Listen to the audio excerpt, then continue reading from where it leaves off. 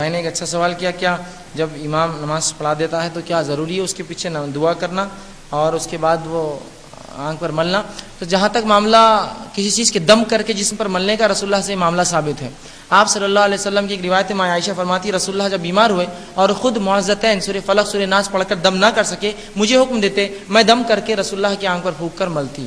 تو بہرحال یہ ثابت ہے کوئی شخص کچھ پڑھ کر دم کرے اور بہرحال جسم پہ لگائے۔ اسی طرح رسول اللہ نے فرمایا کسی کوئی جگہ تکلیف ہو تو ہاتھ رکھ کر بسم اللہ کہے 3 بار، یہ بھی ثابت ہے۔ تو اس طرح کے عمل جو ثابت ہے، دم کرنا، لگانا، پھونکنا، پڑھ کر کسی کو اس طرح سے دم کرنا بولتے ہیں اس کو، یہ ثابت ہے۔ اور دم کہتے ہیں ایسے عمل جس میں تھوڑا پھونک اور تھوڑی تھوک بھی نکلتا ہے، اور اس کو آپ کر سکتے ہیں اس طرح سے، اس میں کوئی حرج نہیں، بہرحال اس کو دم کرنا کہتے ہیں۔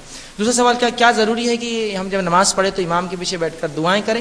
تو یاد رکھیے رسول اللہ صلی اللہ علیہ وسلم فرماتے ہیں دعا ہو مخ العبادہ، دعا عبادت کا مغز ہے۔ دوسری بات فرمایا دعا ہو العبادہ، دعا عبادت ہے۔ تو جب دعا عبادت ہے تو عبادت میں ہم رسول اللہ صلی اللہ علیہ وسلم کے تابع ہیں، انہوں نے جو بتایا وہ کرنا ہے۔ تو کیا رسول اللہ صلی اللہ علیہ وسلم نے یہ کیا کہ ہر نماز کے بعد بیٹھ کر دعائیں کی؟ تو ہاں دعائیں کی، رسول اللہ ہر نماز کے بعد کرتے۔ عمر بن خطاب کے دور میں یہ ہوا کہ رسول اللہ ایک شخص اٹھ کر جانے لگا نماز، آپ نے روکا ہے میرے بھائی دعا کر، تو دعائیں کرتے۔ لیکن یہ اگر سوال یہ ہے کیا اجتماع میں کرنا ثابت ہے، تو یہ ثابت نہیں ہے۔ رسول اللہ انفرادی دعا کرتے، ہر نماز کے بعد ذکر و اذکار کرتے۔ اب رسول اللہ کا عمل تھا ہر نماز کے بعد، یہ آپ سب نے سنا ہوگا، رسول اللہ نماز پڑھتے، ایک بار اللہ اکبر کہتے، 3 بار جو ہے استغفر اللہ استغفر اللہ استغفر اللہ کہتے، لا الہ الا اللہ وحدہ لا شریک لہ یہ پڑھتے، اللہم انت السلام منک السلام یہ پڑھتے، آیت الکرسی پڑھتے، سورہ اخلاص پڑھتے، معوذتین پڑھتے، سورہ فلق سورہ ناس پڑھتے۔ میرا یہ سوال ہے آج یہ عمل ہوتا ہے کہ ہمارے پاس؟ حدیث میں یہ آتا رسول اللہ یہ کرتے نماز کے بعد۔ میرا یہ سوال ہے کون کر رہا ہے اس عمل کو؟ اس کے بدلے ایک شارٹ کٹ نکالی کہ ایک آدمی کچھ تو پڑھ دیتا ہے، آمین آمین بولتے اٹھ کر بھاگ جاتے ہیں۔ اس کے بعد تسبیح فاطمہ 33 بار سبحان اللہ پڑھتے، 33 بار اللہ، یہ بھی پڑھتے رسول اللہ۔ بہت لمبی لمبی تسبیحات رسول اللہ کی ثابت ہے نماز کے بعد، ٹھیک ہے۔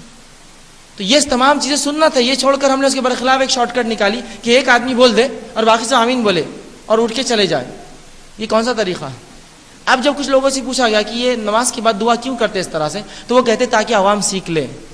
اگر یہ نیت ہے عوام سیکھ لے، سوال یہ ہے لیکن عوام سیکھ کہاں سے سکتی ہے؟ ربنا آتنا فی الدنیا حسنۃ وفی الآخرۃ حسنۃ آمین، ربنا آتنا آمین آمین آمین۔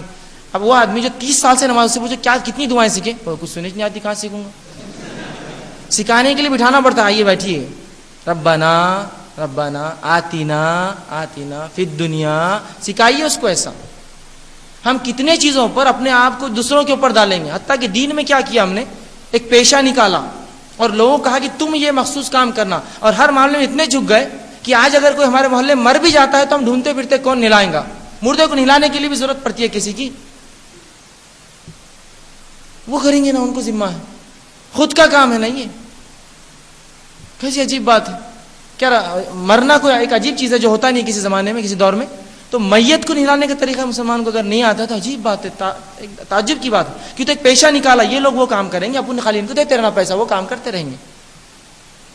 ہاں کچھ چیزیں مخصوص ہوتی ٹھیک ہے، اس میں آپ کسی پر وہ کر سکتے ہیں، ہر کام میں ڈال دیا اپنے آپ کو، نہیں مولانا تم پڑھ دو نا، تم بول دو نا، حتیٰ کہ اب تو یہ ہو گیا لوگ قرآن بھی پڑھ کے دے رہے آپ کو، مولانا میں 10 قرآن پڑھ دو، پڑھ دوں گا جاؤ۔ میری عبادت تو یہ تو ایک عجیب ہے، پھر تو تھوڑی دیر میں ہو جائے گا، میری نماز بھی تم پڑھ لو ہفتے بھر کی، کیا ہے یہ مخصوص ذاتی عبادتیں ہیں، خود ہم کو اور آپ کو